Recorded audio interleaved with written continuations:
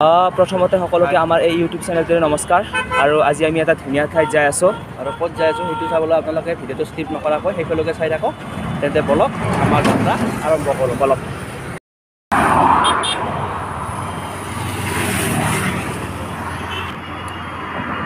বলক বলক বলক বলক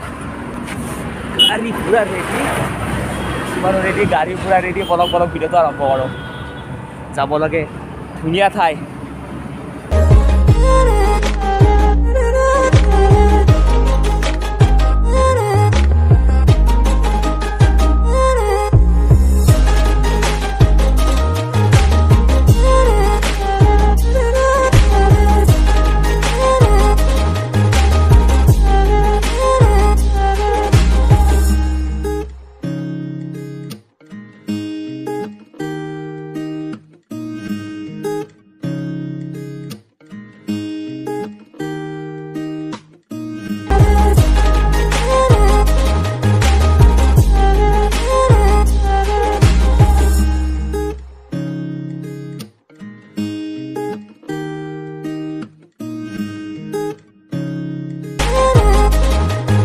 ফাঁচি গৈছে আপোনাৰ মানে ওপৰত নাযায় আৰু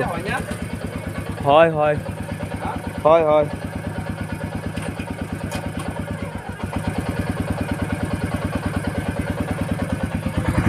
কিন্তু মানে গাড়ী উঠাই দিছে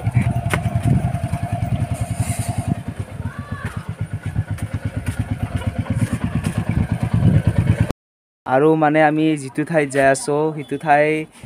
মানে বহুত যন্ত্ৰণাত পৰিছে মানে চাৰিওফালে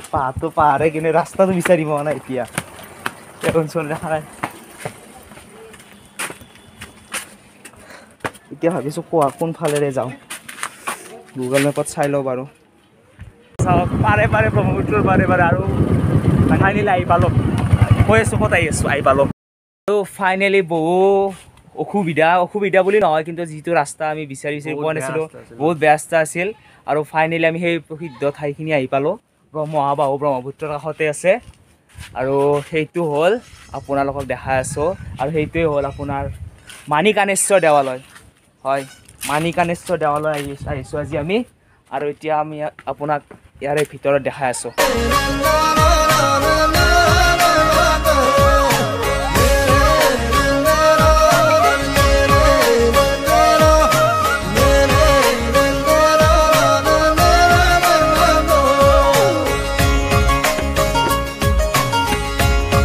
আৰু এতিয়া অঞ্চলমান আৰু মই আপোনাক ইয়াৰে ভিতৰতে দেখাই আছোঁ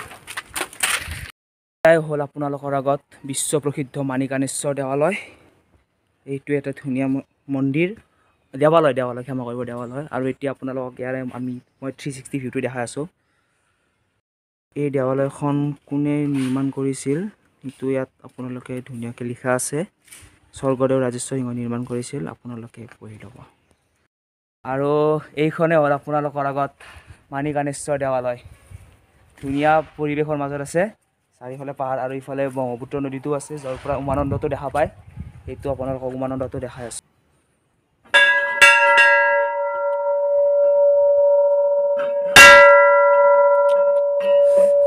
এইফালে ঘূৰি আপোনালোকক ইয়াৰে মই ভিউটো দেখাই আছোঁ এইটোৱে হ'ল মানিকানেশ্বৰ দেৱালয় ইয়াৰে সম্পূৰ্ণ ভিউটো দেখাই আছোঁ আপোনালোকক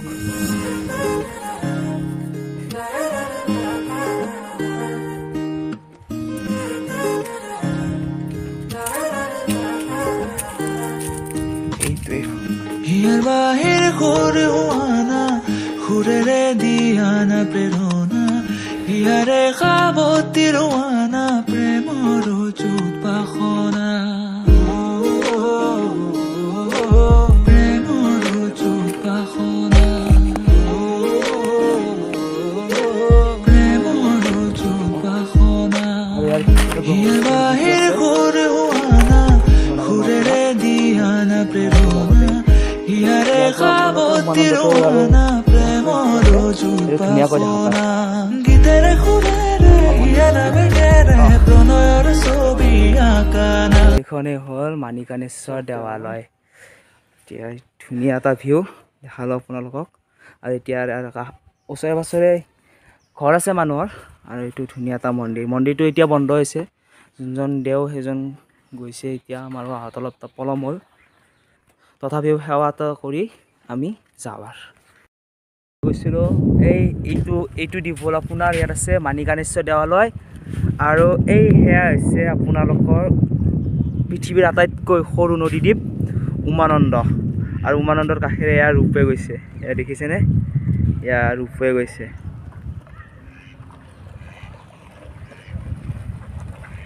ধুনীয়া এটা ভিউ এইটো ফেৰীঘাট ইয়াৰ ইফালে ৰূপৱে যাই আছে আৰু এদিন নিশ্চয় যাম সোনকালে যাম আমি উমানন্দত ৰূপৱেৰে যাম এদিন ৰূপৱেৰে যাম তেতিয়া এটা ধুনীয়া ভ্লগ আহিব খাতাৰনাক ব্লগ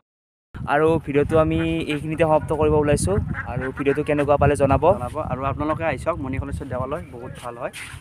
আৰু যদি ভিডিঅ'টো ভাল লাগিছে তেনেহ'লে লাইক কমেণ্ট শ্বেয়াৰ ছাবস্ক্ৰাইব কৰি দিব আৰু আমি এই ব্ৰহ্মপুত্ৰৰ পাৰৰ পৰা ভিডিঅ'টো শেষ কৰিলোঁ ধন্যবাদ বাই বাই কাটি